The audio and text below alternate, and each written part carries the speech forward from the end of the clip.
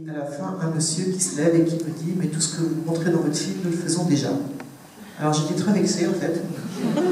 Quand même de se dire, j'ai fait le tour du monde et il y avait tout pas loin de chez nous, je suis allée voir, et c'était le maire de Hungersheim, que vous allez voir ce soir dans ce film, qui est effectivement un village en transition et qui fait tout ce qu'il faudrait faire. Voilà, j'en dis pas plus pour l'instant. Alors je dis souvent que ce film est un hommage à ceux que j'appelle les lanceurs d'avenir. Alors moi j'ai beaucoup soutenu les lanceurs d'alerte, mais on a besoin de soutenir ceux qui montrent qu'on peut faire autrement. Et fort heureusement, on peut faire autrement, il y en a plein qui montrent qu'on peut faire autrement.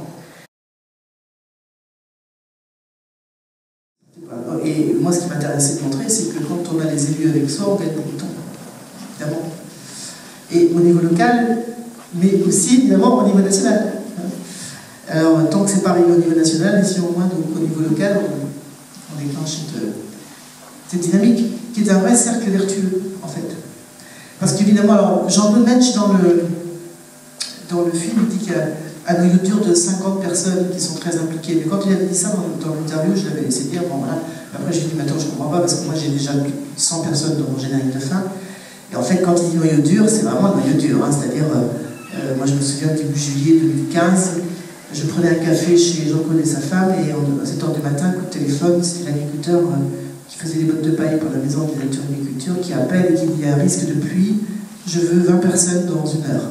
On était en juillet, et voilà, on les a vus. Voilà. Alors les menus durs, c'est ceux qu'on peut appeler à 7 h 30 du matin, viens ramasser des bottes de paille. Voilà. Et après, en fait, ils sont plutôt 200 adultes. Il y a par exemple des familles qui participent qu'à une seule action. Tous les ans, ils plantent des centaines d'arbres fruitiers dans la commune. Voilà.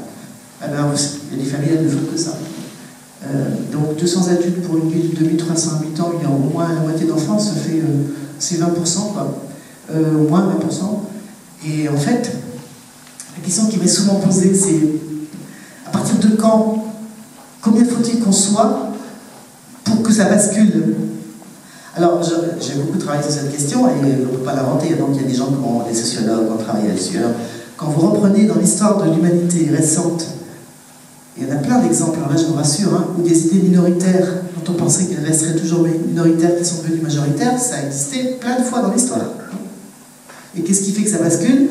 Eh bien, à un moment, parce que les citoyens, c'est pas parce que quelqu'un s'est levé le matin en disant j'ai tout compris ici. Enfin, en tout cas, s'il l'a fait, c'est qu'avant, il y a eu beaucoup de citoyens dans les rues, beaucoup de citoyens qui ont exigé, qui se sont battus pour ça.